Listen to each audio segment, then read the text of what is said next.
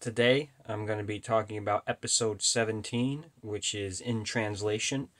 This is the first Jin flashback episode, and I believe after this point that every every following Jin or Sun episode is like a shared episode. You know, uh, maybe not. Maybe just This Place's Death. I think that might be the only one post this one where it just follows one of them. It's not like both. It's not considered both this episode. And the flashbacks do kind of serve as like a companion to Sun's flashback in the House of the Rising Sun. Because we do see that whole scene where he comes back to the apartment or home or whatever it is. I assume it's an apartment where he's all bloody and he's washing the blood off his hands. And so we find out more about that. But overall, I'll say this episode, it's a good episode. I mean, it's definitely a more middle tier episode. It's got some good. It's got some good memorable moments in it, obviously. And it is it is significant for these characters because you get the reveal that the reveal to the group that Sun can speak English. She is forced to reveal that for Michael. You get the burning of the first raft, and we find out that it was actually Walt who is responsible for that, because he doesn't want to leave the island at this point. And they start building the raft 2.0, which doesn't burn, it explodes. So still not a good fate for the various rafts on here. And of course, the main through line for this episode is just the raft burning and Jin getting the blame for that. Sawyer finds Jin, brings him back, and Michael's not happy with him. He assumes he burnt down the raft, which of course he didn't.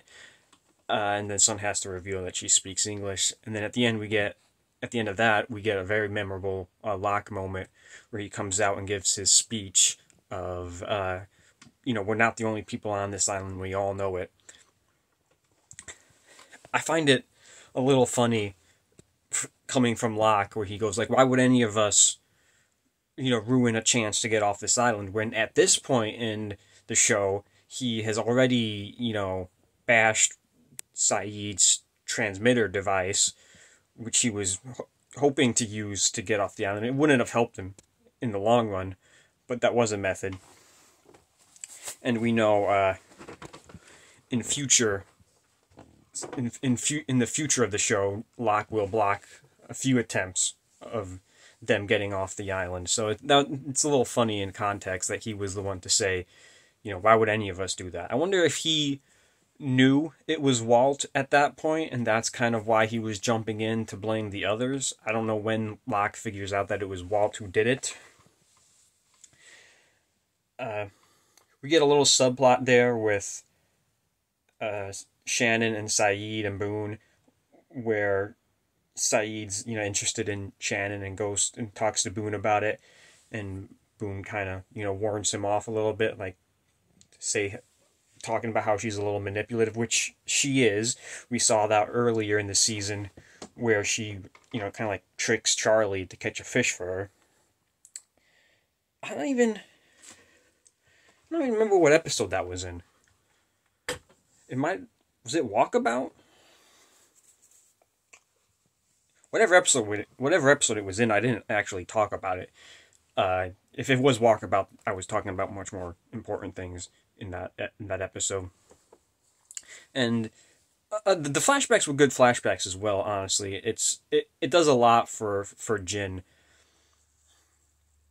What I'll say about Jin is I feel like with this rewatch, I'm going to get an even more appreciation for Jin and his character, which is not to say that I didn't already like him and appreciate that character, but I just feel like that's gonna grow a little bit more with this watch. I feel like every time I have a rewatch, there's just some character that I come to appreciate and like a little bit more than I did. I think the last time it was Ana Lucia, who is a bit of a controversial character. I don't like how I said that word. Uh, and then the previous rewatch, I think it was Widmore, where I came to appreciate it a little bit more as well. So I feel like it'll be Jin this round, this go around as a character who I will like and appreciate more than I already do, which is to say that I already like and appreciate him.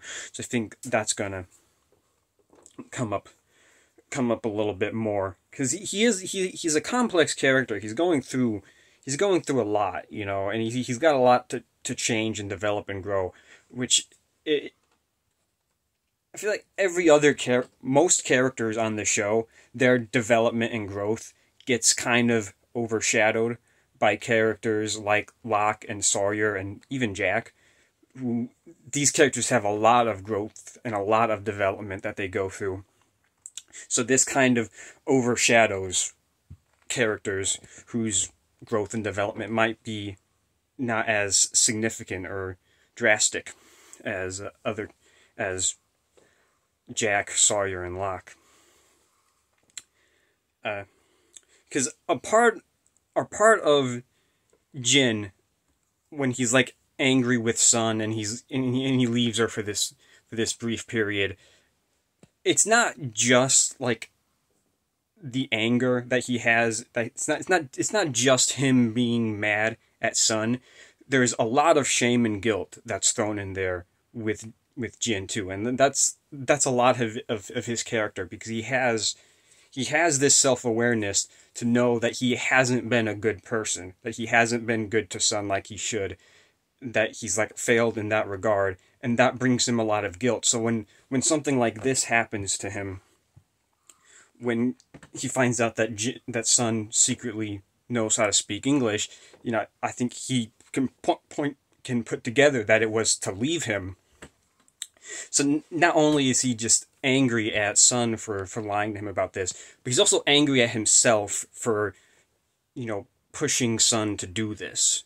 It's kind of like that revelation, that self-realization that, like, I was this bad of a person that I pushed to do this. And it all leads to another really great moment that we get with Jin in a future episode, where he's talking about how, like, he believes he's here because he's being punished, and he needs to, redeem himself. And of course, the moment with Jin where he breaks down after he beats the guy up is a really strong moment, because it's like he sees how much he just fell. Another interesting thing here, a through line for this episode, which is just continuing a constant through line through the show, is fathers. We meet two more characters' fathers. We meet Sun's father and we meet Jin's father, who are drastically different. I mean, everyone agrees that, like, Jin's father is one of the best fathers on the show. He's just such an awesome guy, like such a, like, wholesome, kind-hearted or whatever.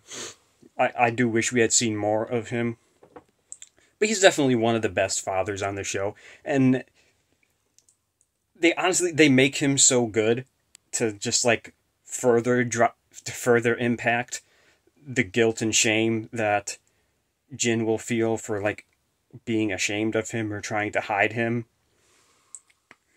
But and then on the contrast of that, you have Sun's father, who is one of the worst fathers on the show. I mean, he's easily, I don't know where I'd place him. He's not the worst father on the show. I feel like we all know who the worst father on the show is. And we actually get a mention to him, which is a bit of an understatement, because Walt is talking to Locke, and Walt asks him, like, do you have a father, or something like that, and he asks him he asks Locke if his father was cool, and Locke goes, "No, my father was not cool," which is just a massive understatement.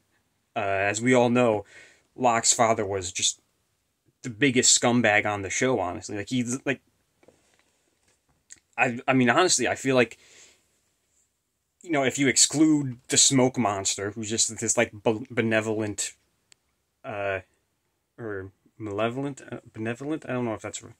Whatever. He's just this like malicious, evil monster, biblical, thing. But Anthony Cooper is definitely just one of the worst people on the show. I mean, I'll talk about this when we get to see him more. But Jin's father, not Jin's father, Sun's father is definitely towards the top there. I mean, he does, at the end of the day, he does love Sun. He does love his daughter. But I mean, we can't imagine it's as much as it should be. Because, I mean, one, you could assume that there's a little sexism there. Like, if Sun was a boy, I feel like he would appreciate and be a little closer to that, because that just kind of seems his MO and how he values things. But really, it's Sun's father's complete disregard for Jin that just tells us how little he cares about his daughter. Because, if you claim to care about someone, then you got to care about someone that person also cares about. Like, he can't disregard her husband that he loves. And he doesn't give a crap about Jin at all. He just sees Jin as this just an employee who works for him and can benefit him. Turns him into an enforcer, pretty much. I always assumed that he's got like crime. He's just like a mobster, Sun's father. He owns like a car manufacturing company or whatever. And he's got like mob ties and whatnot. But yeah. So, you introduce a couple fathers, and it's just continues the theme of pretty much terrible fathers with like two exceptions. Really. Which is Jin's father and Hurley's father, who's, again, even Hurley's father wasn't the best for a lot of time, but he improves a lot. I'm looking forward to when I get a chance to talk about him. But yeah. I thought it was kind of funny to think about how you had this scene where Michael starts beating up Jin when it's... I don't know, I thought it was a little funny to think about because we know that Jin could have like easily killed Michael if he wanted to. I mean, after Saeed, Jin is, one of the most badass characters on the island right now. Or, I mean, at least in this Survivor group, because you got Mr. Echo, who's a lot tougher than both Jin and Saeed. Mr. Echo's all over on the other side of that island. But yeah, I mean, so we had another episode. We had another flashback connection there, which also ties into the transitions, because you had when Jin goes over to the guy to deliver him the first message, which, by the way, I was like, this guy fully expected Jin to beat the crap out of him, and then he's surprised when Jin doesn't, but then he still doesn't, like, learn and do what he's supposed to. He still ends up, like, closing the factory, and so he does get beat up and almost dies. It's like, dude, you should have, like, you thought you were gonna get beat up. Why wouldn't you... why wouldn't you consider yourself lucky and count your blessings and do what you're supposed to do? But anyway, when Jin goes to talk to him for the first time, the dude's daughter is watching TV, and we see Hurley on the TV, which is a super minor connection. I mean, it's really more of an Easter egg, honestly. But this does, in some way, transition to the next episode, which will be Hurley's episode. And it does kind of leave...